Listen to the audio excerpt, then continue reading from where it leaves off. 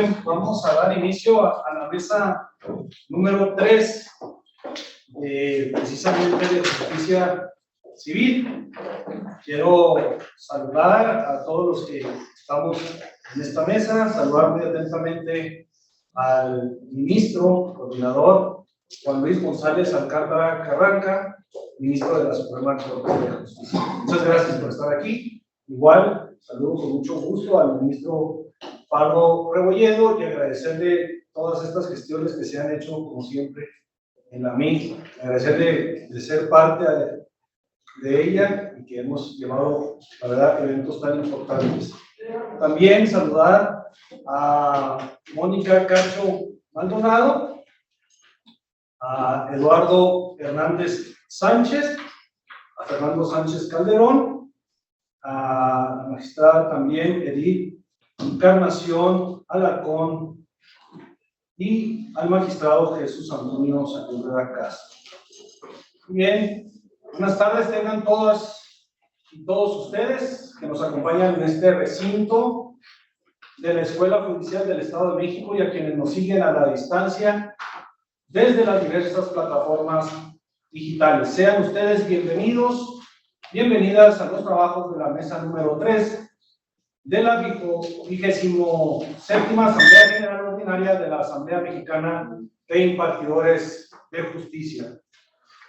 En nombre de los magistrados y magistradas electorales del país que integramos la Asociación de Tribunales Electorales de la República Mexicana, agradezco la invitación para participar en los trabajos de esta Asamblea General Ordinaria.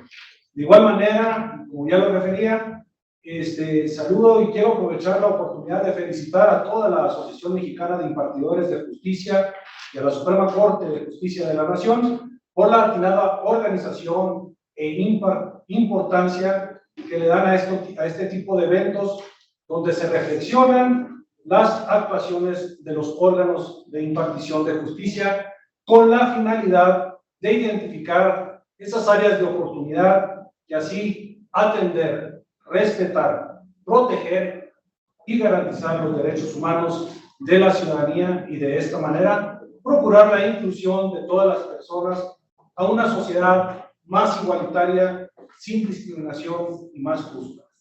La presente mesa de trabajo abordará el tema de justicia civil, tema de gran trascendencia, pues es importante conocer los esfuerzos realizados por los impartidores de justicia para proteger y garantizar los derechos de todas las personas a través de sus sentencias, así como el tener claros los efectos de las sentencias dictadas.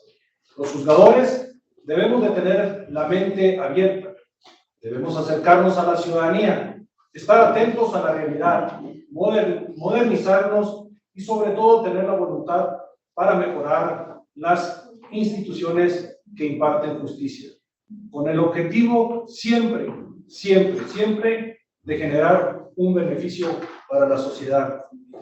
A continuación, le daré el uso de la palabra al ministro Juan Luis González Alcántara Carranca, quien es ministro de la Suprema Corte de Justicia de la Nación desde el año del 2018, el licenciado y doctor en Derecho por la Universidad Nacional Autónoma de México, y además, entre otras especialidades, cuenta con una maestría de Derecho Civil por la Universidad de Barcelona.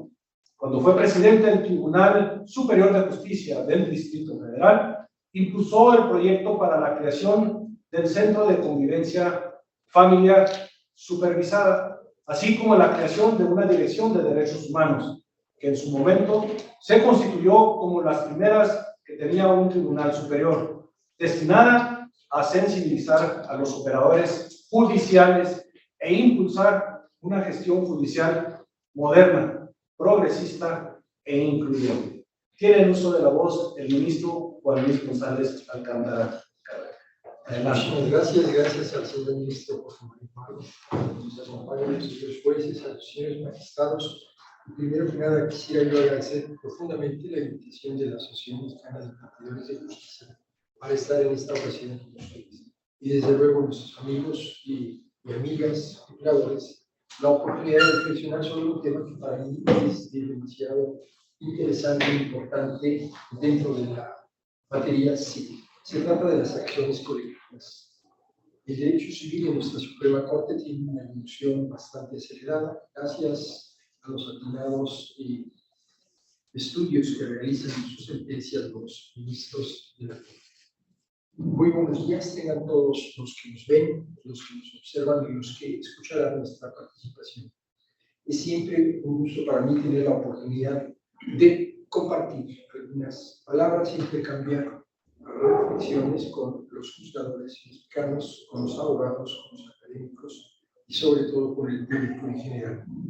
El día de hoy me permitiré compartir con ustedes algunas reflexiones respecto de uno de los aspectos de las labores cotidianas de nuestro máximo tribunal, que rara vez ocupa los reflectores o incluso la atención popular, pero no obstante es de extraordinaria importancia para el desarrollo de nuestro derecho.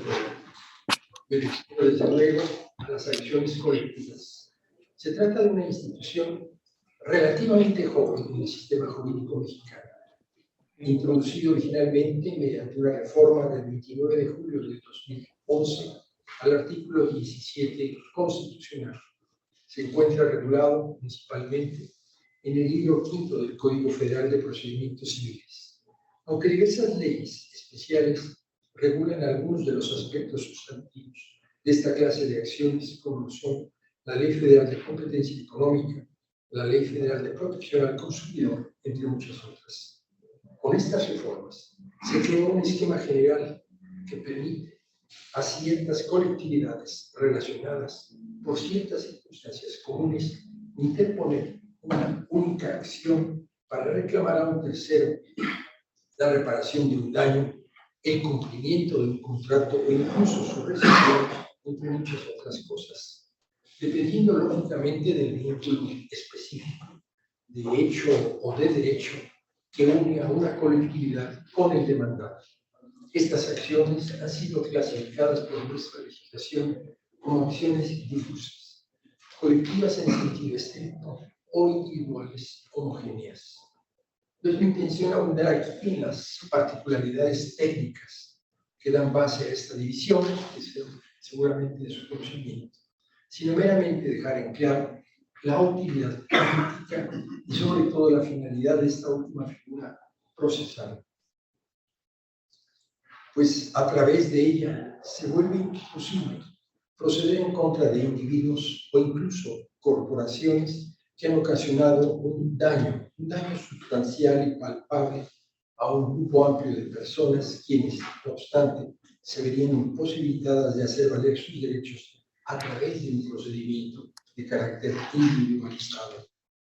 En este sentido, las facilidades que nos ofrece una acción colectiva no puede reducirse meramente a una cuestión procesal, sino que por el contrario, es justa y precisamente a través de su amplitud que se vuelve posible eliminar, y si no eliminar, al menos reducir una desigualdad estructural que de otra manera podría convertir ciertos derechos, como son los derechos ambientales o los derechos del consumidor, en vacíos e ilusorios.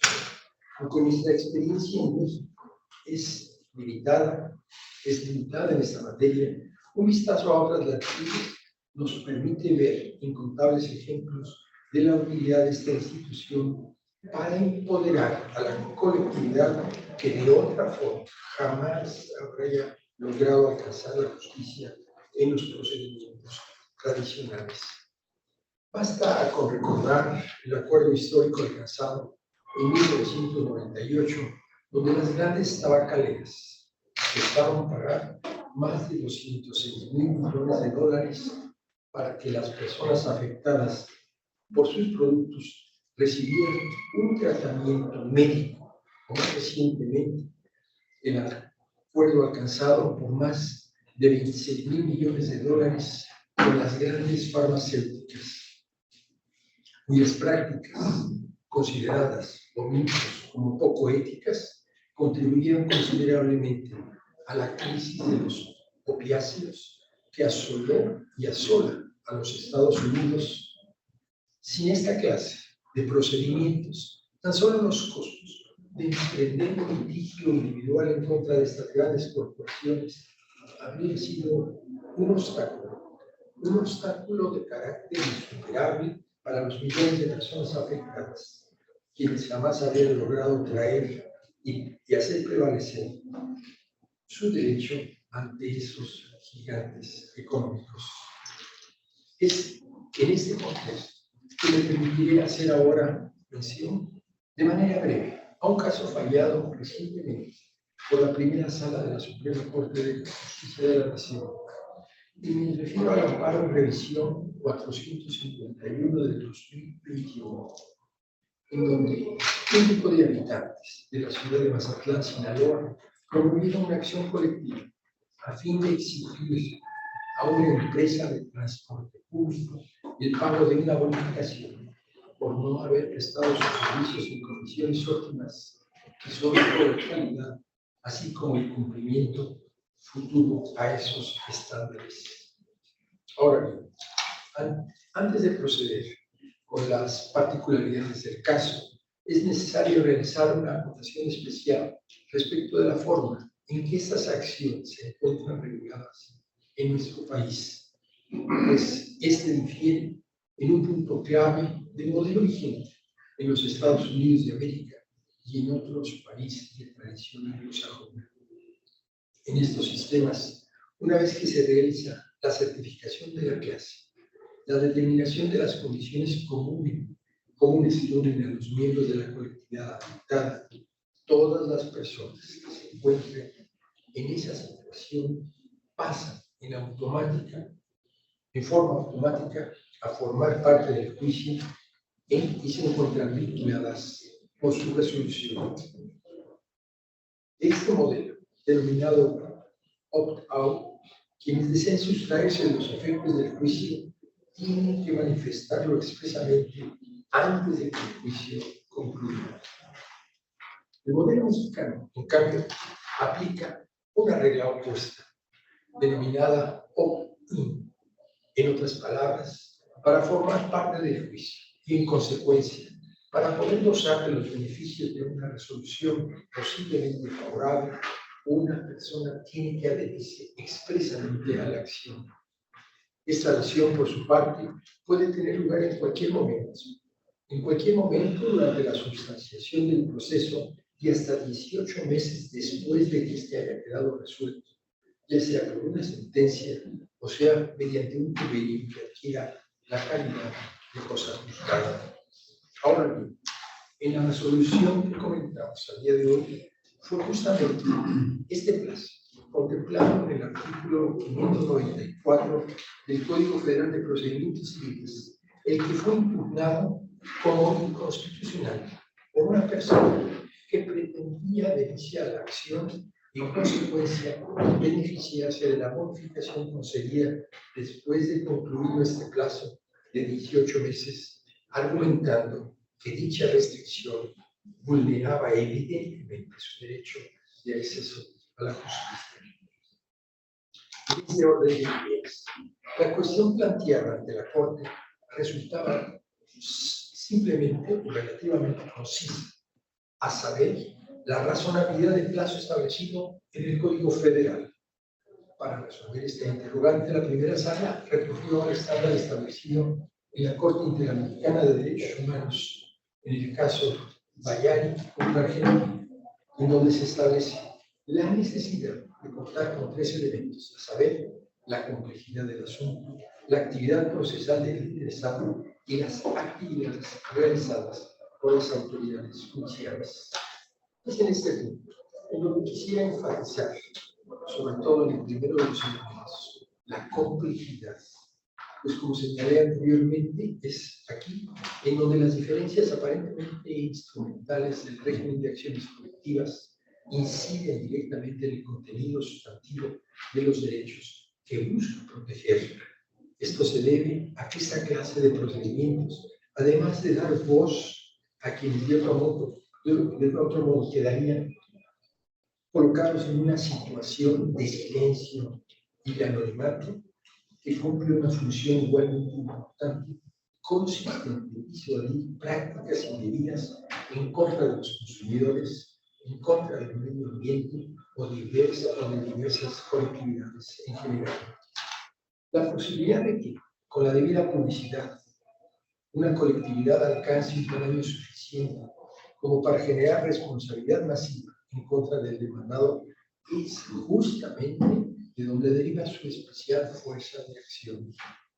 Ante un crecimiento exponencial de los posibles daños que deba de pagar, los infractores se verán fuertemente incentivados a tomar las precauciones necesarias para prevenir estas situaciones, así como en su caso, procurar una reparación justa, rápida y eficiente cuando esto llegue a ocurrir.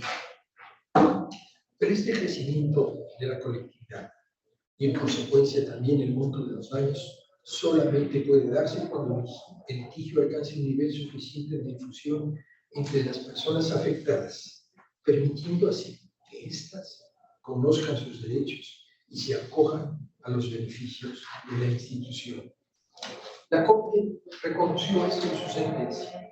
La Corte enfatizó que la promoción judicial de la causa como uno de los elementos fundamentales a la luz de los cuales debía de valorarse la razonabilidad del plazo. Finalmente, mis colegas de la primera sala y yo concluimos que, en el caso, el plazo resultaba razonable. Desde que se presentó por primera vez la demanda, en julio del 2013, la quejosa había tenido más de 4 años para adherirse a ella, hasta el 2 de abril del 2018. Una justificación válida para no haberlo hecho durante la tramitación del juicio o en los 18 meses posteriores a su conclusión. En este sentido, determinamos de que no existía una afectación a su derecho al alcance y acceso a la justicia, que se había respetado íntegramente, ni un trato discriminatorio en su perjuicio. Aunque esta cuestión pueda resultar aparentemente fácil de resolver, en efecto, la pregunta concreta era bastante directa. Me permitiré tomar unos minutos más de su atención para enfatizar un punto de relevancia que alcanzamos a vislumbrar los integrantes de la sala en este caso y que con toda seguridad volveremos a analizar en años posteriores. Durante años hemos trabajado bajo la noción de que las normas sustantivas existen y operan de una manera relativamente independiente de las disposiciones procesales y que estas últimas nos afectan, en todo caso, de una manera incidental.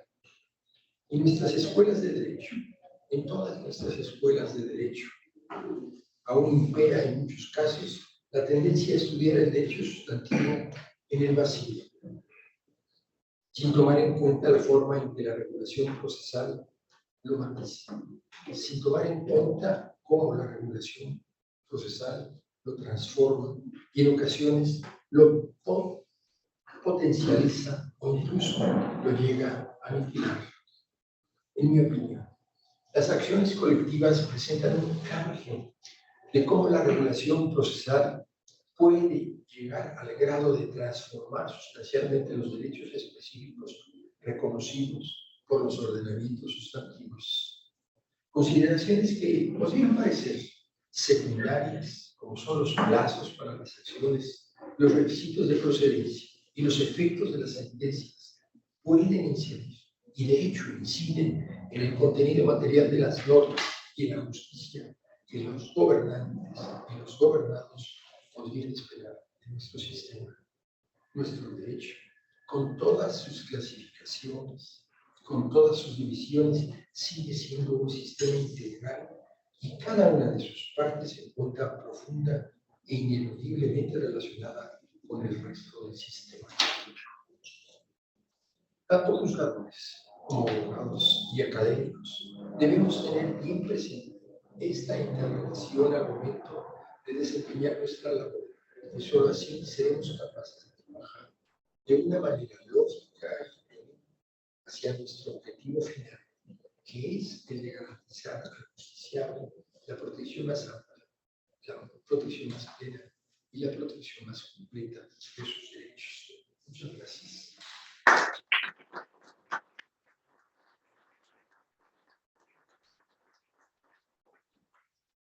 Muchas gracias al ministro Juan Luis González Alcántara Carranca por tan importante reflexión. Gracias por compartir esos conocimientos tan amplios y esa experiencia. Muchas gracias. Ahora vamos a ceder el uso de la voz a la magistrada Mónica Cacho Maldonado, quien se desempeña como magistrada presidenta del Cuarto Tribunal Colegiado en materia civil del primer circuito en la Ciudad de México. La magistrada tiene una amplia trayectoria en el Poder Judicial, destacándose como secretaria de Estudio y Cuenta en la primera sala de la Suprema Corte de Justicia de la Nación y en la Sala Superior del Tribunal Electoral del Poder Judicial de la Federación. Tiene el uso de la voz la magistrada Mónica Cacho Maldonado. Muchas gracias, muy buenas tardes. Buenas tardes a todos los que nos ven, nos escuchan y los aquí presentes.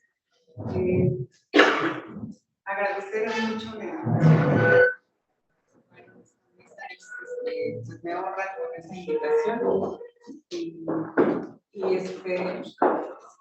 sobre todo para este panel que es muy interesante porque es reflexionar sobre cómo podemos hacer para que la justicia sea más inclusiva para los más desfavorecidos.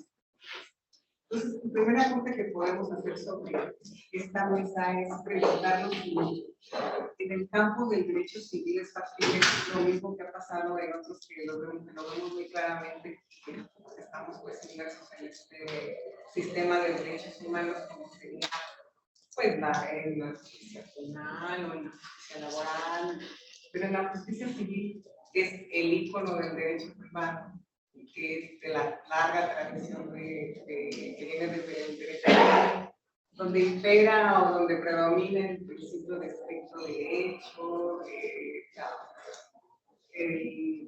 la igualdad procesal de las partes, el principio dispositivo, la autonomía de la voluntad en materia contractual. Ahí también podemos hacer esta flexibilización o esta inclusión de qué manera puede el derecho civil contribuir también a hacer accesible para los más desfavorecidos el tener acceso a la justicia.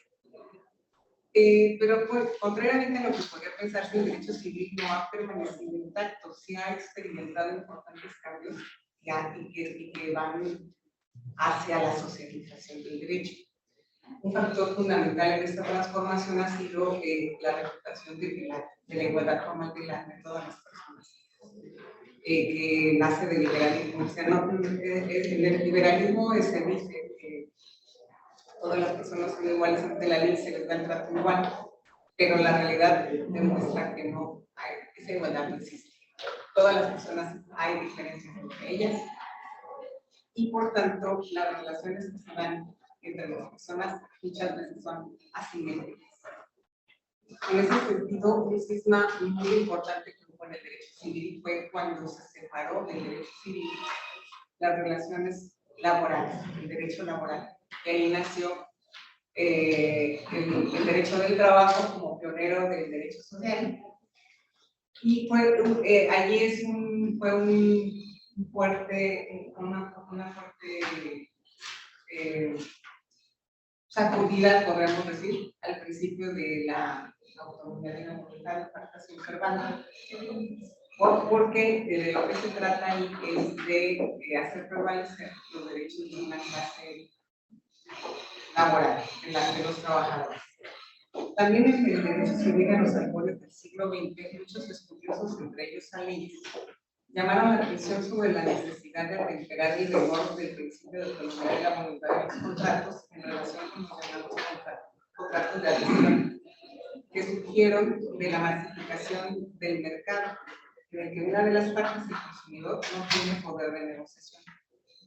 Que por cierto, este elemento resultó muy importante en un criterio de la primera sala de la Suprema Corte de Justicia de la Nación para posibilitar el acceso a la justicia de quienes a través de un contrato de esta clase se someten a la jurisdicción de un tribunal distinto a donde tienen su residencia, con lo que muchas veces podría configurarse un impedimento o por lo menos una mayor dificultad para acceder a los tribunales, a diferencia de la parte fuerte, que incluso el contenido de esta cláusula, y que muchas veces por su posición predominante dispone de organización, recursos, tanto económicos como humanos, necesarios para afrontar un litigio en cualquier parte de la República, cosa que el deudor no tiene, ¿no?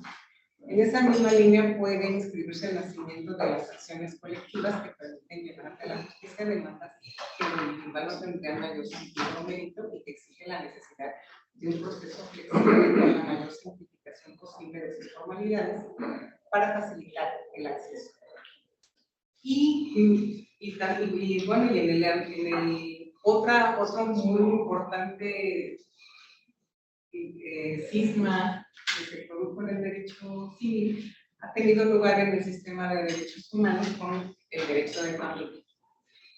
Al incorporar o hacer propio del sistema de derecho los derechos humanos contenidos tanto en la Constitución como en los tratados internacionales, el derecho de familia se ha transformado radicalmente en los años, comenzando con el interés superior del menor, la capacidad de las personas con discapacidad, que todavía todavía hay resistencia a reconocer que una persona con discapacidad que pueda tomar decisiones por sí misma, y que se le pueda reconocer o dar efectos jurídicos a sus decisiones. También el derecho de las mujeres a espacios libres de violencia, todas las convenciones que han habido para la protección y que buscan la igualdad entre hombres y mujeres, así como un respeto a la misma consideración dentro de la familia, y que también ha dado lugar a que se vea o se criminalice a la familia no solamente como un modelo tradicional, sino como un fenómeno social y que por tanto puede dar, hay muchas clases de familia, muchas formas de familia, y que y todas son igualmente merecedoras de protección de la ley. Lo mismo con la familia de la diversidad sexual, que también reclama sus derechos y que también reclaman ser vistos y atendidos por la justicia. Aquí es donde se ha visto con mayor notoriedad los mecanismos establecidos para facilitar el acceso a la justicia y la protección de los derechos de sectores que históricamente se han visto marginados y que por eso son más vulnerables, como los niños, las mujeres, los miembros de la diversidad sexual, en algunos casos las personas mayores de edad, y también la gente con menos recursos, también hay que tomar en cuenta.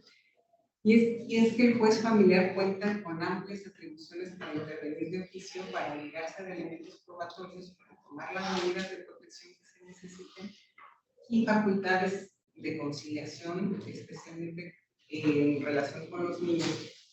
Se ha transformado o se ha visto la necesidad de que las audiencias, de que el proceso, de que el trato hacia el niño dentro de un tribunal sea especial y se guíe por el principio de especialización y que en todo momento se atienda su dignidad como persona que es.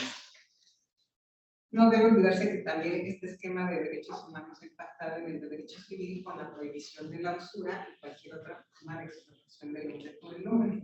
Este importante derecho de protección al patrimonio ha dado lugar a criterios sobre el deber oficioso de los tribunales para analizar si los intereses pactados en un préstamo son excesivos o abusivos, a fin de reducirlos a una tasa prudente que cumpla sus funciones resarcitorias y de ganancia, pero sin caer en el exceso.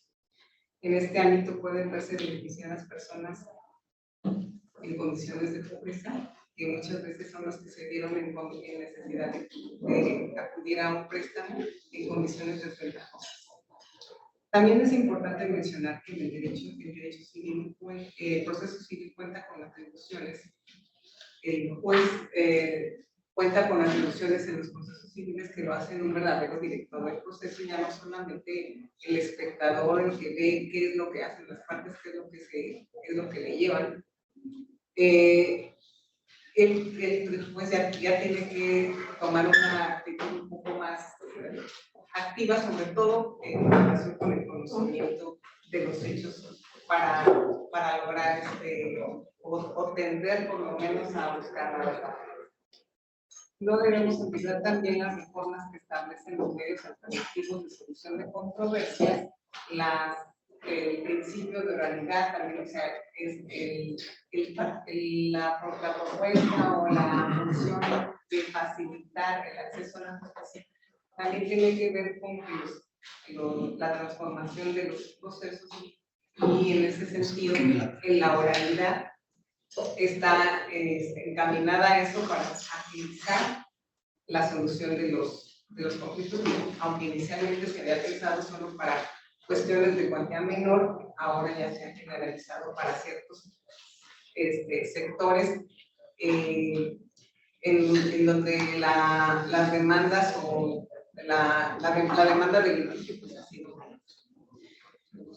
A esto también debe sumarse la implementación de la reforma del artículo 17, en la que se señala que se le debe dar prioridad a la solución del fondo por sobre formalismos. Y esto tiene mucho que ver también con un instrumento del que podemos valernos para lograr esa inclusión que se nos pide.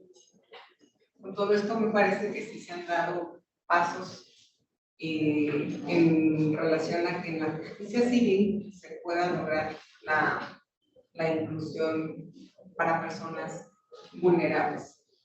Y con esto te concluyo mi participación.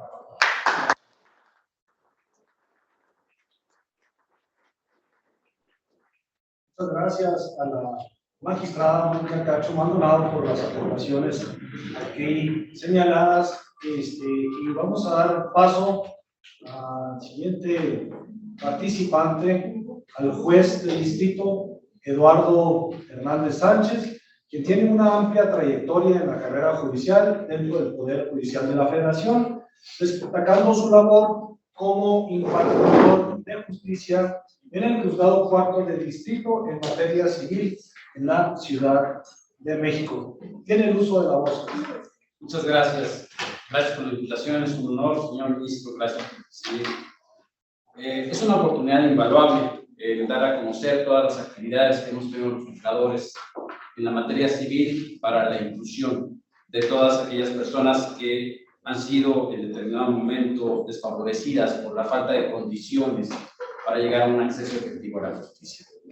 Se tocaron ahorita dos temas muy importantes, las acciones colectivas. No quiero dejar pasar de largo que ha sido una experiencia real.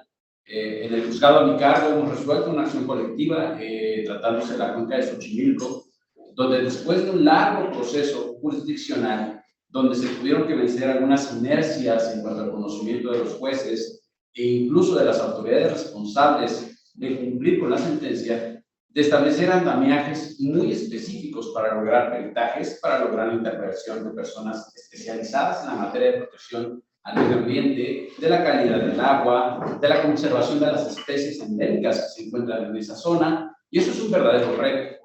La verdad, en un principio se concluyó como la primera sentencia en acciones colectivas en México, y además de ello fue confirmada por todas las instancias en el Tribunal Unitario y en el juicio de amparo que se pronunció. ¿Por qué es un avance? Porque son los primeros casos en donde se ve la intervención real del juez en un ambiente amplio, en este caso en un derecho que nos importa a todos, que es el medio ambiente sano. ¿Qué generó esta problemática? La calidad del agua, los asentamientos irregulares alrededor de esta zona, la conservación de especies que ya se estaban perdiendo y que da lugar como ejemplo a la participación del juez y el acceso efectivo a la jurisdicción para la protección de este derecho. Impacta en todos, aquellas personas que tienen condiciones económicas favorables y aquellos que no, donde están inmiscuidos también temas importantes, por ejemplo, en asentamientos humanos, área administrativa, conservación de las especies y sobre todo la ejecución de la sentencia, que ha sido todo un reto.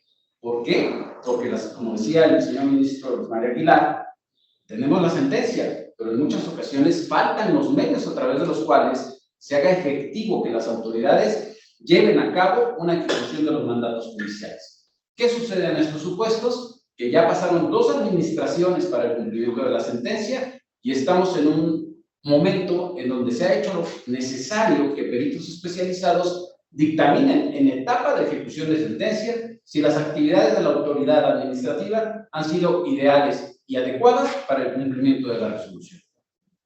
Esto no viene en los libros de derecho civil estricto, como bien decía la magistrada Monillo. Se ha transformado de una manera muy importante. Y otro tema que voy a tocar al respecto es de interés, porque el Poder Judicial de la Federación se ha ido transformando de acuerdo a las necesidades sociales. Entre ellos, por el tiempo, me gustaría llegar a establecer algo en cuanto a lo que ha sido el vientre subrogado, lo conocido en un principio como la maternidad subrogada, después se concluyó que no era correcto este término, porque la maternidad no podía ejercerse de esa manera, pero me parece que esta invitación tan importante que nos realizan en este foro debe de responder a por qué los jueces federales debemos tomar decisiones de protección intensificada en este tipo de casos.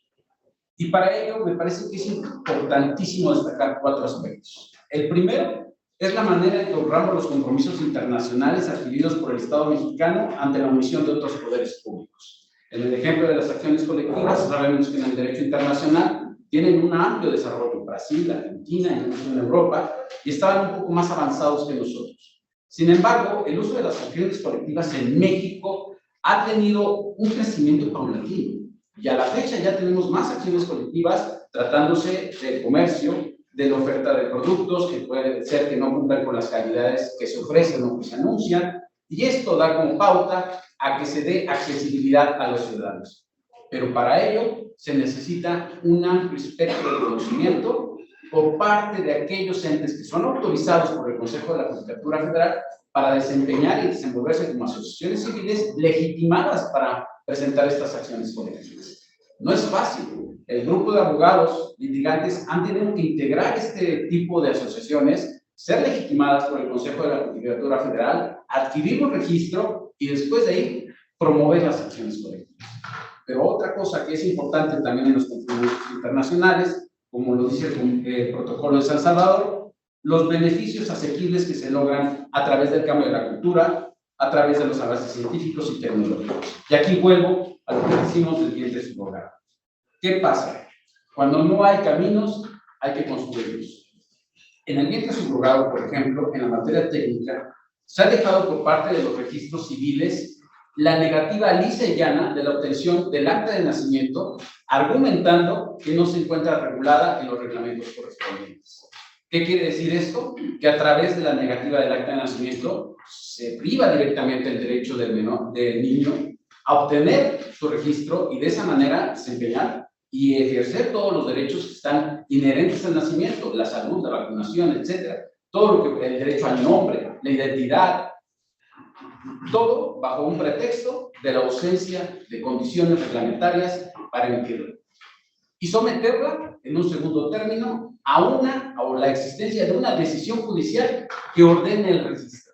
Aquí vemos evidentemente que los jueces participamos activamente en lograr que este tipo de casos sean atendidos. Sin embargo, como también destacaron ampliamente los señores ministros, vamos en el principio todavía de la relatividad de las sentencias.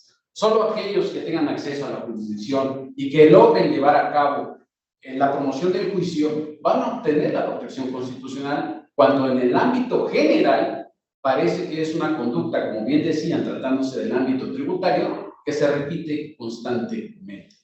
Parece que eso nos invita a una nueva reflexión. ¿Subsistirá el principio de relatividad de las sentencias de juicio de amparo?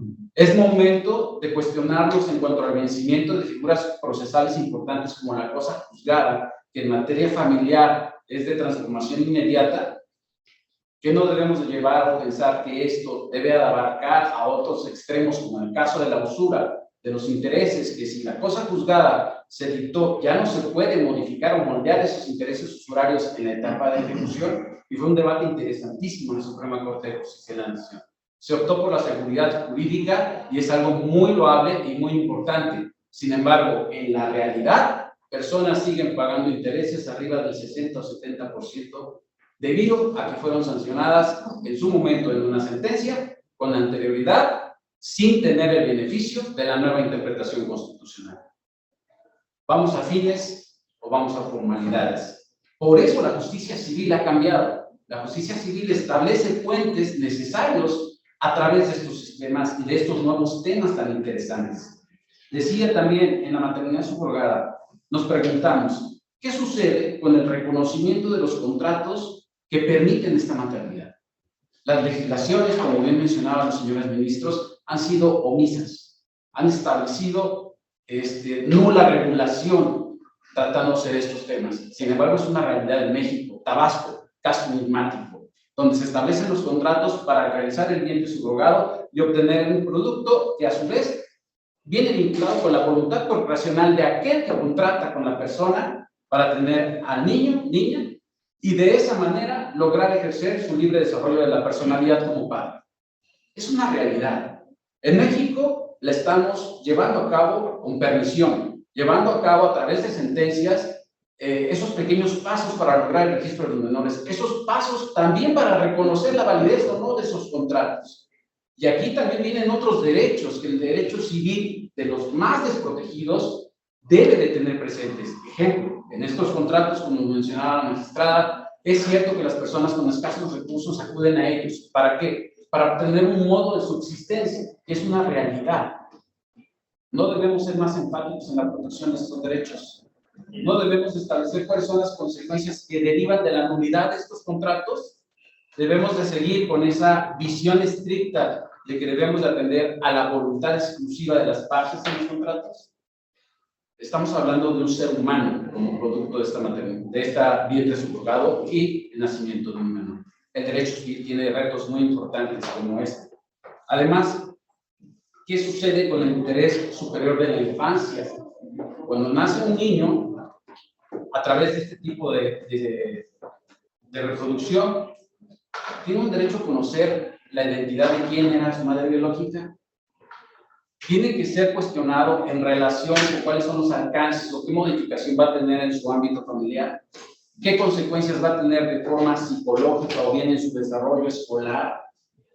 Tenemos muchos temas por delante. Sin embargo, estos ejemplos que les presentaba son los pequeños pasos que la judicatura va abordando para lograr la inclusión precisamente de temas de trascendencia de personas con desfavorecimiento económico o bien de condiciones ideales para el acceso a la jurisdicción. Tenemos mucho por hacer. Y concluyo con tres cuestiones importantes. Primero, los juzgadores no solo nos enfrentamos a estos temas novedosos, nos enfrentamos también a unas cuestiones de cantidad de trabajo, de números, de estadística, de presión por los términos para resolver en su oportunidad. La justicia, claro que debe ser profesional, claro que debe ser eficiente y debe ser exhaustiva. Y estamos obligados a ejercerlo con profesionalismo. Pero también debemos de estar muy conscientes que también hay retos administrativos que enfrentar, que también hay retos de comprensión ante el desarrollo de los profesionales del derecho de los jueces para verificar o no si un asunto está debidamente integrado. No son números los que resolvemos, como el precioso legal que está en la Suprema Corte de Justicia de la Nación. Son personas y como tal, estoy seguro, como reflexión, que prefieren una resolución exhaustiva de su asunto que una resolución rápida y de estadística.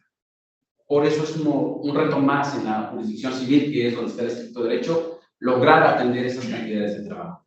Segundo, la profesionalización del personal que auxilia a los juzgadores. Cada día es más importante la capacitación y lo vemos con el surgimiento de temas trascendentes como la impartición de justicia a distancia, el uso de los medios electrónicos y digitales, la validez de una firma electrónica, el plantearnos nuevos cuestionamientos en cuanto a si es necesario tanto formalismo para la presentación de los escritos, por qué no basta una comparecencia por videoconferencia, etcétera. Estamos en tiempos de transformación y considero que esta generación de juzgadores nos podemos denominar, y me atrevo a decirlo, como los jueces, magistrados, señores ministros, de la época de la transformación. Venimos de una quinta época, una novena época, perdón, en donde se establecía la inoperancia, la falta de estudio de los conceptos de relación en razón de que no estaban bien formulados para atender el fondo del asunto. Eso ha cambiado radicalmente. Conforme a la reforma constitucional, debe de preferirse la resolución del fondo en lugar de los formalismos. Bueno, pues nuevos retos, nuevas capacidades. Y con esto, tercer punto, la justicia, como bien mencionaban, no requiere de aplausos, no requiere de protagonismo. Sí requiere de ese lado sombrío en donde el juez, de manera aislada y solitaria, debe decidir sí, pero también es importante que el vínculo con la sociedad y que tengan el conocimiento de cómo trabajamos, elaboramos nuestras sentencias y qué impacto tienen en ellas, es fundamental para legitimar la función jurisdiccional.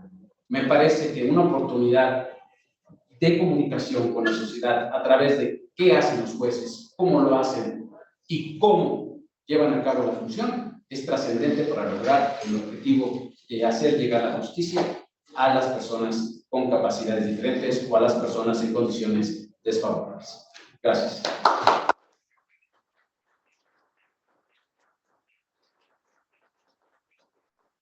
Muchas gracias al juez Eduardo Hernández Sánchez por tan interesantes aportaciones.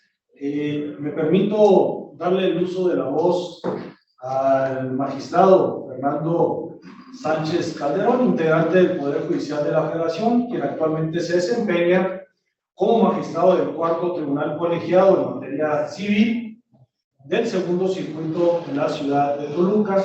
Magistrado Sánchez Calderón, además, es autor del libro El amparo indirecto contra actos de imposible reparación. Tiene el uso de la voz, magistrado Fernando Sánchez Calderón. Muchas gracias, magistrado. Buenas tardes a todos nuevamente y bueno, pues un gusto estar esta tarde aquí.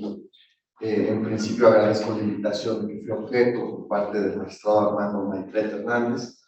Es un honor para mí y creo que lo comparten todos mis compañeros de mesa y quienes estamos presentes, el que nos coordine el señor ministro doctor Juan Luis González Alcántara Carracá.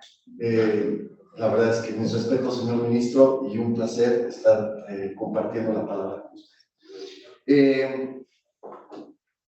Yo quisiera tocar, hablando del tema que nos reúne esta tarde, que es justicia para la inclusión social en México, y bueno, estamos en una mesa en materia civil, entonces quisiera yo compartir una sentencia específica que tuvimos la oportunidad de discutir y en su momento aprobar en el Tribunal Colegiado, del cual me encuentro adscrito, y esta sentencia, quiero ubicarlo, es en materia familiar, y la traigo a colación porque evidentemente estuvo de por medio, como una premisa fundamental en ella, el interés superior del menor, que como lo sabemos, pues es un grupo vulnerable y que afortunadamente a nivel constitucional, legal e incluso convencional nos han obligado a todo tipo de autoridad en el Estado mexicano a priorizar su protección, ¿sí?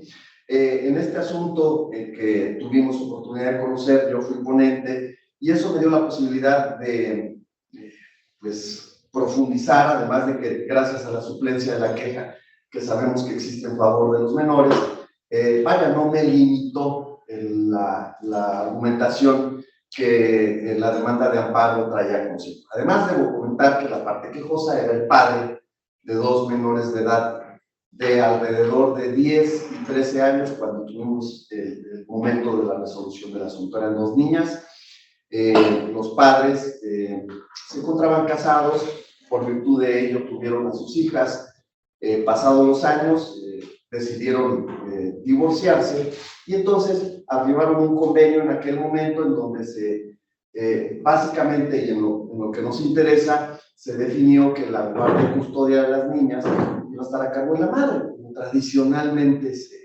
se usa, ¿no?, en nuestro país.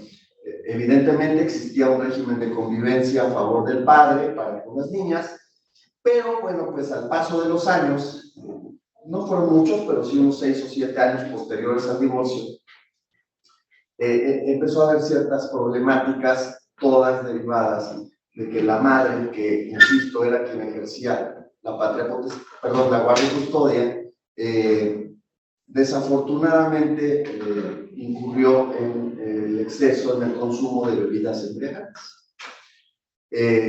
Esto llevó incluso a lo largo de los 6 o 7 años a tratamiento en su momento en un centro médico para poder conllevar esta enfermedad, porque sabemos que es una enfermedad. De momento se logró contener este problema, pero al paso de los 4 o 5 años resurgió. Y entonces esto provoca que el padre presente una demanda ante los juzgados familiares para el cambio de la guardia y custodia. Para esto él manifiesta en su demanda que en diciembre estuvo con sus hijas ejerciendo su derecho a la convivencia y pues bueno, ellas ya, insisto, ya eran una edad en la que ya son conscientes, le compartieron al padre pues varias de las problemáticas que originaba el estado de embriaguez constante de la madre. Entonces esto originó que el padre de inmediato presentara la demanda peticionando el cambio de guardia y custodia, producto específicamente de esta desatención e inclusive ponía en riesgo en muchas ocasiones a sus hijas la enfermedad de la madre. Entonces, básicamente estos son los hechos que sostuvo el padre. La madre, cuando contesta, de alguna manera niega el reclamo, pero sí admite que tiene esa problemática, sostiene que ya se ha tratado médicamente y que, pues que no es verdad todo lo que se sostiene, pero insisto, sí acepta que en su momento ha sufrido etapas en las que el estado de embriaguez la ofusca. Entonces, bueno, se desarrollaron todo un sinnúmero de pruebas, todas las necesarias, tanto técnicas como las que se acostumbran en torno a testimoniales, confesionales, documentales, informes, entidades médicas y demás. Y bueno, no es el caso, me parece propiamente el platicarles de si tiene razón el papá o la mamá. Aquí lo que yo quisiera rescatar, y es lo que conllevó a su servidor a un estudio que es a lo que quiero llegar, estaba de patente las pruebas, lo que evidenciaban era que ambos padres, a pesar de esta problemática de la madre, que por cierto ella demostró durante el juicio que ya estaba en una verdadera rehabilitación y que no había ya recaídas durante los últimos 3 años. Entonces, ambos padres, lo que revelaban las pruebas era que ambos padres estaban en aptitud mental, física, de corazón, de tener a sus hijas, ¿no? de cuidarlas, de protegerlas, de ejercer la custodia, dicho de otra manera. También las pruebas revelaban, incluso fundamentalmente la entrevista de las niñas, que las niñas, a pesar de esa problemática, amaban a sus padres, anhelaban estar con ambos, evidentemente ellas conscientes de que juntos los padres ya no podían estar, pero lo que quiero compartir es que, o sea, las niñas querían al igual estar con el padre que con la madre. Es decir, les decían, bueno, es que vas a estar con tu mamá, pues sí quiero, pero tampoco quiero que mi papá se moleste porque voy a optar por mi madre, ¿no? Y viceversa. Entonces, esta serie de acontecimientos, pruebas y hechos conllevó a la inquietud de parte de su servidor de examinar por qué en el Estado mexicano, concretamente en el Estado de México, donde yo me desempeño, no se ven sentencias donde pudiera existir una guardia y custodia compartida. ¿Sí? Entonces esto me llevó al examen en un primer momento, pues de mi ley, ¿no? La ley que regula los procedimientos familiares en el Estado de México, así como la ley sustantiva correspondiente. Hicimos el estudio de todos los capítulos donde se encuentra inmerso la decisión en torno a la guardia y custodia. ¿A qué me refiero? Bueno, al divorcio consensuado, a la separación de uno de los padres por virtud del trabajo, en fin, a todos los lugares donde yo encontrara en el Código Procesal Objetivo y Sustantivo ¿Qué decía el legislador al momento de decidir a quién debía optarse por entregarle la custodia ante el escenario de los padres separados? Y bueno, pues nos encontramos, como lo sabemos, que en un primer momento el legislador reconoce el derecho que tienen los padres a ponerse de acuerdo. Páctenlo, ¿no? Tomen la decisión que crean más conveniente. Segunda vertiente, no se logra el acuerdo, entonces, ¿qué encontramos? La ley siempre establece que la decisión tiene que ser a favor de uno de los padres. Incluso todavía hay algunas disposiciones legales que, pues, estereotipando a la madre, le dan una preferencia dependiendo a la edad del menor, en fin, aspectos que afortunadamente la primera sala del máximo tribunal del país ya ha abordado y ya nos ha dado directrices para interpretarlo de una manera correcta. ¿Sí? Entonces, insisto, el resultado de esta investigación jurídica es que el legislador siempre establece que se tiene, con base en las pruebas y demás, di a cuál de los padres es el que debe ser. Entonces, hasta ese momento, pues parecería que la legislación no da la oportunidad de poder determinar en un fallo, a través de un fallo, la posibilidad de que los padres ejerzan de manera compartida la custodia. Sin embargo, también se detectó o detectamos que en reiteradas ocasiones nuestra legislación siempre prioriza el interés superior del menor al momento de decidir. Aunque ciertamente lo hace con el afán de decir a favor de los padres y atendiendo al interés superior del menor, decide cuál es. Pero lo real, lo rescatable desde mi óptica, es que es prioridad el interés superior del menor, lo cual evidentemente surge no porque la legislación estatal así lo establezca, sino porque constitucionalmente, a través de las leyes federales y de las convenciones internacionales, existe esa prioridad. Entonces esto a su servidor lo condujo a el atrevimiento, pero creo que es lo que yo quiero aportar en esta tarde, de que claro que existe a través de la judicatura la posibilidad de maximizar derechos, en este caso en favor de una entidad que tradicionalmente es vulnerable como son los menores, y en el caso, obviamente, atendiendo al contexto que ya grosso modo he platicado, de lo que esa problemática familiar existía, a la posibilidad de que las hijas pudieran seguir estando en un escenario felices, sin el remordimiento de que elegí a mi mamá, pero mi papá también lo amo y se va a enojar porque elegí a mi mamá.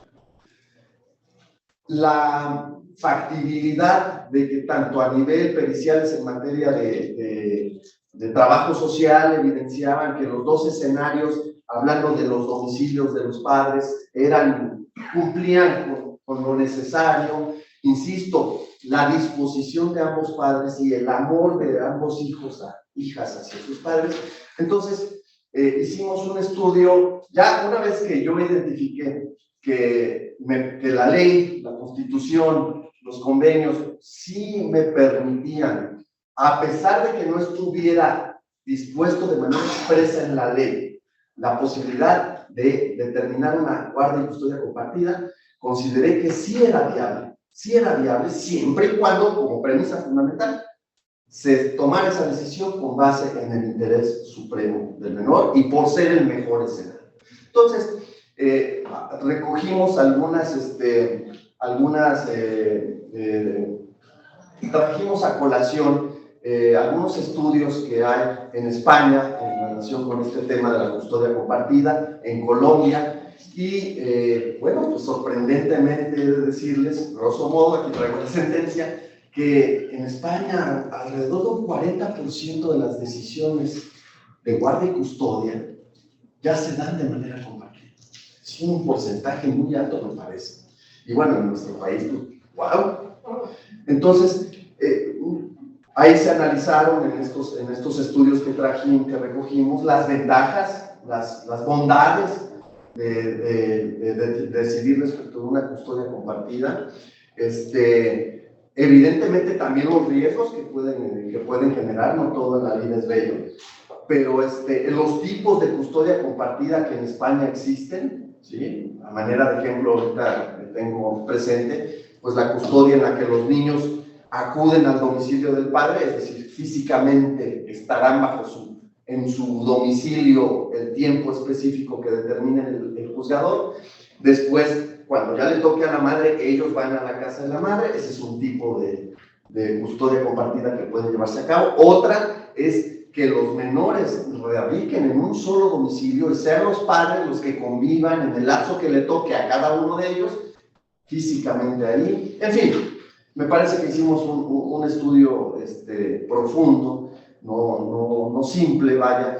Y todo esto pues conllevó a que determináramos en ese caso en particular que debía llevarse a cabo esta guardia y custodia por un lapso específico. Hablamos, si no me equivoco, de cada quincena, ¿sí? En un domicilio con el padre, 15 días después con la madre. Esto también conllevó a definir de inmediato qué pasa en esos 15 días con el padre no custodio. ¿También se va a desentender o qué? No, también fijaron un régimen tampoco tan invasivo, porque si no, pues también esos 15 días que el padre los tiene consigo, pues ya no se convierten en 15. Si decidimos que 2 fines de semana acudan a esa custodia, pues ya no son 15 en realidad, ¿no? Sino ya 10. En fin, lo rescatable, y que insisto, es el propósito del uso de la palabra, es que me parece que los fallos jurisdiccionales que tenemos la fortuna y la obligación de conocer y de emitir, claro que pueden contribuir a que exista una inclusión social y un beneficio mayor a las entidades vulnerables, como es el caso de los menores, ¿no? Quizás sí sea, bueno, evidentemente sometí a consideración del Pleno del Tribunal esta idea, fue recogida por mis compañeros de manera exitosa, lo plasmamos en una tesis, porque también hace rato los señores ministros hablaban de cuando ellos emiten sus fallos en acciones de inconstitucionalidad, en controversias que pues son, además de que son en abstracto y que pueden entonces replicarse, pues en muchos casos son publicadas en el Diario Oficial de la Federación, además en el semanario y demás, pero acá en nuestro ámbito, en un juzgado, en un tribunal, pues realmente la única forma que tenemos de hacer visible este tipo de fallos, pues o es en estos eventos, o es a través de una tesis. Entonces, bueno, decidimos precisamente elaborar una tesis al respecto, y bueno, afortunadamente yo he tenido 2 o 3 acercamientos con compañeros del Tribunal Superior de Justicia aquí en el Estado de México que han agradecido la existencia de un criterio de esa manera, porque a ellos también les ha permitido, ellos ya me comentan, en ciertos momentos había esa inquietud, pero veíamos la ley y pues la ley no dice al respecto nada. Entonces, bueno, yo espero estar en lo correcto, ¿verdad? Como también se reconoció hace un rato con los señores ministros, todo fallo es discutible, ¿no? Perfectible, cuestionable, pero al menos yo tengo la satisfacción, y eso es, ustedes lo saben, en nuestra mente y corazón como juzgadores, el dormir tranquilos, creo que nos dice que las cosas no van tan mal en nuestras decisiones. Entonces, me parece que esta aportación viene a ayudar al interés superior del menor, y claro que nuestros fallos pueden propiciar poco a poquito, paso a pasito, a políticas públicas. Muchas gracias.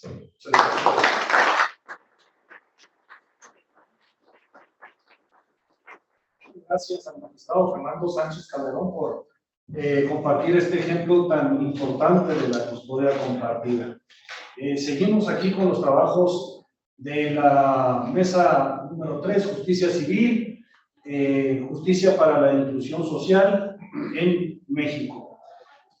Vamos a cederle el uso de la voz a la magistrada Edith Encarnación Alarcón, quien actualmente es magistrada del 16º Tribunal Colegiado en materia civil del primer circuito en la Ciudad de México. Tiene estudios de especialidad en Derecho Civil y Familiar en la Universidad Autónoma de Barcelona y la especialidad en Administración de Justicia en tribunales de circuito en el Instituto de Judicatura Federal. Tiene el uso de la voz la magistrada Edith Encarnación. Muchas gracias. Bueno, pues agradezco la invitación de esta mesa de trabajo. De veras estoy muy agradecida por esta oportunidad. Y saludo aquí al ministro Juan Luis González Alcántara y también a todos los miembros de esta mesa. Es muy importante pues, todo lo que se ha tratado aquí, conocer los diferentes puntos de vista de cada uno de ustedes, digo, de los temas tan importantes que se han tratado, primero por los señores ministros y después aquí en esta mesa. Bueno, a partir de la reforma de la Carta Magna del 10 de junio de 2011, se creó el mandato constitucional para el Estado y todos los servidores públicos de generar políticas públicas. Cada poder en su labor, ¿no? En la función del poder legislativo, creando leyes, poder administrativo en su ámbito administrativo, y el poder judicial con nuestras sentencias en el ámbito jurisdiccional. Tenemos un gran reto, porque cada día con nuestras sentencias podemos abordar asuntos que pues, la sociedad espera de nosotros. Así, también es interesante, bueno, todo lo que se ha tratado en cada caso, pues es importante, ¿no? Yo traigo aquí también unos ejemplos de lo que hemos resuelto en el 16º Tribunal Colegiado, apoyando a esta inclusión de grupos vulnerables. Nos tocó conocer de un caso de una persona mayor de edad de 87 años, en el que se había sostenido que pues que no tenía derecho a alimentos que le había solicitado, que había pretendido de su hijo. Entonces, al llegar a nosotros, pues vimos que era pues injusto, que tenía esa necesidad de alimentos, necesidad de que le ayudaran. Y pues requería ese auxilio. Entonces se determinó revocar dicho fallo y conceder la protección constitucional. Tal determinación se sustentó en que la solicitud planteada por el recurrente sí tenía relación con la materia de la litis natural, porque ahí el juez y la sala habían resuelto que no tenía materia de la litis. Pero atendiendo precisamente a esa suplencia de la queja aquí, tratándose de un adulto mayor, y que se atribuía una controversia de alimentos derivada de la relación paterno-filial entre el reclamante y ese adulto mayor, que ya no podía valerse porque era, como en muchos casos tenemos esos asuntos que parece que son de película, pero no, día con día conocemos eso. Se puntualizó que la obligación de alimentos está vinculada con la efectivización del derecho fundamental de acceder a un nivel de vida adecuado, para lo cual es indispensable que se encuentren cubiertas todas las necesidades básicas de los sujetos imposibilitados, y no solamente aquellos relativos al estricto sentido al ámbito alimenticio. Lo anterior sobre la base de que a nivel interno la ley de los derechos de las personas adultas mayores dispone que existe corresponsabilidad entre los órganos del Estado y la familia vinculada con parentesco para garantizar a ese sector de la población la satisfacción de sus necesidades físicas, materiales, biológicas, emocionales, sociales, laborales, culturales, recreativas, progresivas y espirituales, a fin de facilitarles una vejez plena y sana. Asimismo, que la familia tiene la función social de velar de manera constante y permanente por sus integrantes de edades avanzadas, pues es responsable de mantener y preservar su calidad de vida, así como de proporcionar los satisfactores necesarios para su cuidado, atención y desarrollo integral, lo cual es realizable mediante el cumplimiento de diversos deberes, dentro de los cuales destacan otorgar alimentos, fomentar la convivencia familiar y promover los valores que incidan en sus necesidades afectivas de protección y de apoyo. Asimismo, proporcionarles cuidados y vigilar el mantenimiento de su salud o seguimiento de tratamientos médicos, entre otros, como en este caso en concreto se requería por parte del adulto mayor. También se hizo notar el caso debió interpretarse a la luz de los derechos reconocidos en favor de los adultos mayores en el artículo 25, párrafo 1 de la Declaración Universal de Derechos Humanos, así como en el numeral 17 del protocolo adicional a la Convención Americana sobre Derechos Humanos en materia de derechos económicos, sociales, culturales, el protocolo de San Salvador. Porque existía presunción humana grave de que por su avanzada edad el recurrente requería el auxilio y apoyo para la efectividad de su derecho a gozar de una vida digna, desenvolverse en un entorno seguro e higiénico y procurar su salud física, además de entablar relaciones familiares en un ambiente de respeto para su óptima salud emocional. También en otra ocasión conocimos de otro asunto, del caso de una interdicta que celebró acuerdo reparatorio en sede penal. Aquí, cuando ella era menor, celebró un contrato, un convenio con la aseguradora, y donde le pagaron 150,000 pesos. Tuvo un accidente aquí la persona que la atropelló era un doctor que estaba con influjo de alcohol, pero aparte de droga, de enervantes. Sí, súper fácil. Benzobetaína. Sí, entonces, pues, este doctor venía pues, de una guardia, yo creo, no sé, pero el caso es que atropelló a esta persona. Entonces, pues se fueron al Ministerio Público y todo esto, y aquí celebró un convenio por 150,000 ya con esto. Pero ya después ella entabló ya la vía civil de reparación de daño moral y daños y perjuicios.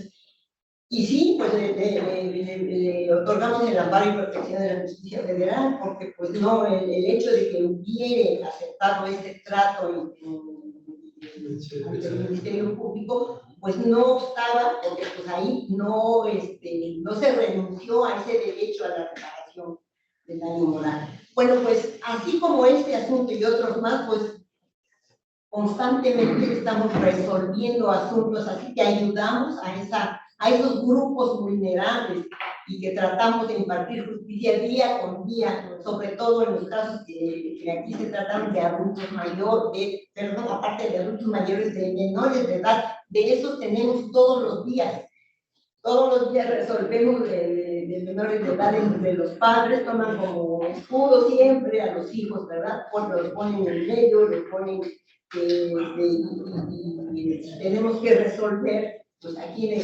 corresponde deber de cuidado, la guardia de custodia, el pago de alimentos, que de veras ha sido un problema.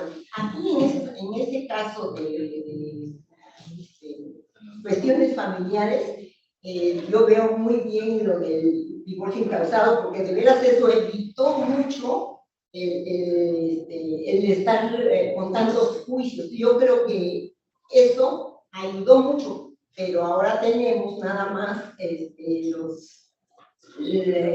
problema, ¿verdad? De la guardia de custodia, alimentos, muchas veces la pérdida de la patria potestad, en fin.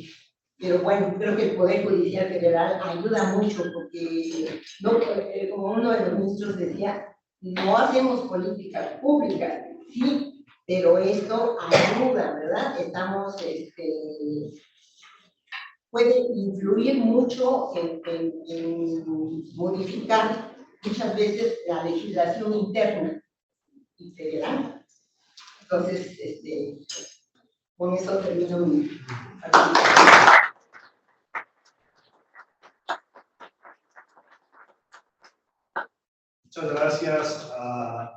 magistrada Edith Encarnación Alarcón, obviamente tan importantes e interesantes ejemplos y la forma de otorgar esas sentencias que abonan a la sociedad en general. Muchas gracias. Por último, de esta mesa, la participación del magistrado Jesús Antonio Sepúlveda Castro, quien es magistrado en el 6º Tribunal Colegiado en Materia Civil del Tercer Circuito con sede en Guadalajara, Jalisco. Es doctor en Derecho por la Universidad Nacional Autónoma de México y máster de Derecho Civil y Familiar por la Universidad de Barcelona. Tiene el uso de la voz del magistrado Jesús Antonio Sepúlveda Castro. Muchas gracias. Bueno, en principio agradezco la invitación que me hizo la Asociación Mexicana de Impartidores de Justicia para participar en esta mesa de trabajo en el marco de su Asamblea General Ordinaria. Es un placer, señor ministro, compartir la mesa de justicia civil con usted y ahora entiendo lo que dijo hace rato, la dificultad de ser el último en participar. También es un placer compartir la mesa con los distinguidos magistrados y magistradas, así como el señor juez de distrito, y el gusto de estar con todos ustedes, mis compañeros y compañeras, que compartimos esta noble labor de impartir justicia.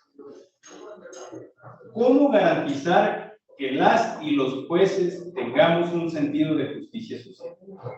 Que observemos los contextos y nos sensibilicemos ante las diversas realidades de desigualdad en nuestro país. Yo sabía que iba a estar en la problemática de que la mayoría de los casos que hemos tenido iban a ser expuestos de manera magistral en esta mesa. Y entonces decidí exponer lo que para mí sería un reto en el Poder Judicial después de lo que ya hemos avanzado. Y la perspectiva que decidí analizar, que decidí compartirles, no es lo que nosotros creemos le podemos ofrecer a aquellas personas que son parte de los grupos que históricamente estuvieron, no estuvieron visibles, sino el pensar qué es lo que cada uno de ellos espera de nosotros dentro de la labor jurisdiccional y con cada una de nuestras sentencias ya desde este momento en que nos encontramos. En México, el Poder Judicial de la Federación ha sido pionero en la implementación de buenas prácticas en la protección de derechos humanos. Dentro de este marco y con el objetivo de contribuir al principio de universalidad de estos derechos, se busca la inclusión social. Por cierto, es el tema de nuestro Congreso. Y entonces, esta inclusión social, ¿cómo tendría que ser una directriz en nuestra labor jurisdiccional? El Banco Mundial define la inclusión social como el proceso de mejorar los términos para que las personas y los grupos participen en la sociedad. En una definición más amplia se dice que es el proceso de mejorar la habilidad, la oportunidad y la dignidad de las personas que se encuentran en desventaja debido a su identidad para que puedan participar en la sociedad. Es cierto, por parte de nuestra institución, el avance ha sido evidente, objetivo y bien orientado, debido a que se ha cumplido de mejor manera nuestra obligación como juzgadores de proteger y cuidar a todas las personas que acudan a solicitar la protección de sus derechos. Esto, en gran medida, porque se dejó de entender los asuntos de una forma homogénea y se ha ido construyendo un marco orientador acerca de los matices que ahora visualizamos en la labor jurisdiccional. En los casos de personas que forman parte de los grupos históricamente excluidos. Esto se ha logrado a través de sentencias como la que aquí comentamos, que han definido criterios sumamente importantes, así como de diversos protocolos de actuación y cursos de sensibilización. El reto ahora, considero, es seguir ampliando el entendimiento de estas realidades. Pues el modelo que se ha construido corre el riesgo, y solo digo corre el riesgo, de entenderse como único, donde se espera y asume que sus integrantes son de determinada manera y deben cumplir con ciertas características. Lo que en muchas ocasiones pudiera llegar a caer en lo que precisamente estamos buscando evitar. Asumir que las personas que integran los grupos históricamente excluidos deben comportarse y aspirar a lo mismo, tener una identidad y necesidades comprobadas y rígidas, es un riesgo. Ello, sin lugar a dudas, en muchos sentidos podría llegar a repetir aquello que se busca evitar, los prejuicios y los estereotipos, que limitan la participación de las personas en la sociedad. En ese sentido, considero que nosotros contribuiremos de mejor manera a la inclusión social cuando las y los jueces individualicemos los casos y los hagamos a la medida de cada caso, atendiendo y sobre todo entendiendo que el primer paso a visualizar y entender a los grupos históricamente excluidos se está dando de manera satisfactoria. Sin embargo, ahora es necesario también atender a la identidad y necesidad a veces única de cada uno de sus miembros. Es decir, la individualidad y aspiraciones de cada persona tiene o que tiene, no puede definirse incluso cuando pertenecen a un grupo como algo genérico y común. Entonces, debemos, considero yo, caminar en la dirección hacia sentencias hechas a la medida en las que entendamos que las personas no solo como miembros de un grupo vulnerable, sino como un individuo único con características particulares y deseos propios. De esta forma, se permitirá que su participación en la dinámica social sea más amplia y reconocible, lo que definitivamente consolidaría una mejor sociedad. De ahí que al entender que las personas, además de pertenecer a un grupo, también son individuos, y es un individuo único y irrepetible, se avanzará sin duda hacia una mejor justicia y se podrá construir instituciones más humanas que sirvan para alcanzar el ideal que todos deseamos, una sociedad consolidada. Muchas gracias.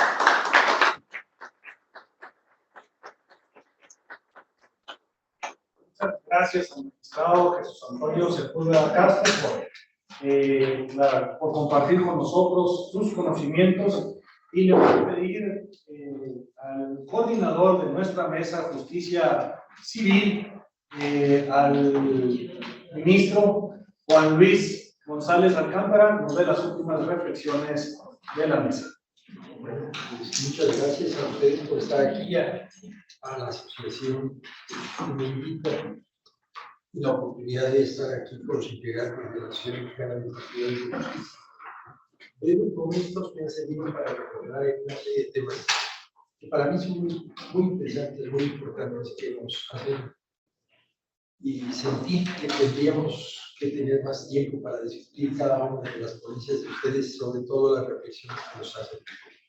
Primero empezamos escuchando al magistrado Cacho, de cómo puede el derecho civil contribuir a mejorar la justicia, cómo puede transformar la igualdad, y nos hizo un recuento muy rápido de todo lo relacionado con la noción del derecho civil. En breve periodo de tiempo, la materia laboral salió de la materia civil hace poco tiempo, desde luego la familiar todavía estamos en ese proceso. Pero sus reflexiones en cuanto a la usura, digamos, más, y al excesivo formalismo, yo creo que es una reflexión que nos queda como tarea también a quienes impartimos justicia, de ver que no siempre quedamos con ese rigor, con ese lenguaje listo, que perjudica tanto y la impartición de justicia. Por lo que toca a la intervención de Eduardo Hernández Sánchez, la inclusión, y me llamó mucho la atención la parte de la cuenca de Xochimilco, donde ha tenido que ver 10 años para que se tomen algunas medidas que quizás no son las más efectivas, que busque mejorar el ambiente en los ríos. Nos habla de esa aspiración que hay en la sociedad mexicana hacia un medio ambiente sano, y que es un malestar colectivo que ahora más que nunca se siente con los cambios que se sienten en el clima, el cambio climático. Y desde luego, en la reflexión en cuanto a la maternidad subrogada y a la maternidad de vientre, a la reflexión en cuanto a lo que sucedió en Tabasco. Y también es una cosa muy interesante, porque no te puedo hacer en la legislación de maternidad subrogada. Entonces, muchas de las cosas que estamos sufriendo ahora son consecuencias de no haber visto la visión de una legislación más amplia.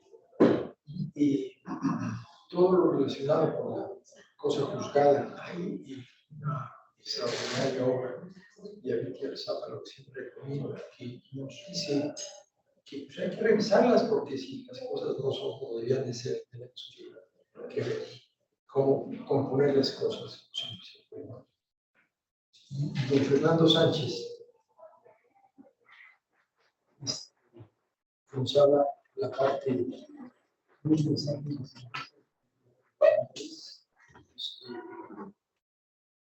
Esa guarda de custodia compartida, pues es una realidad que tenemos que ver, y lo importante sería difundir esas resoluciones, que no solamente en este circuito se conozca, sino en todo el país.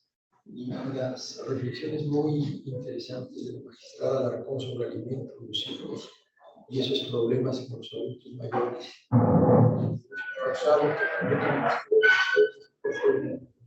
Muy importante, pues, ¿no? Que yo ese punto, un punto de la presentación, la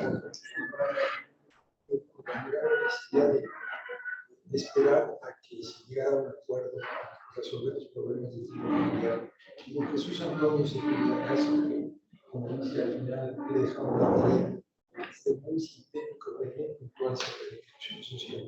Nos pasan una tarjetita que nos están esperando en la clausura. Así es que muchas gracias y felicidades. Siempre muy contento de estar con ustedes.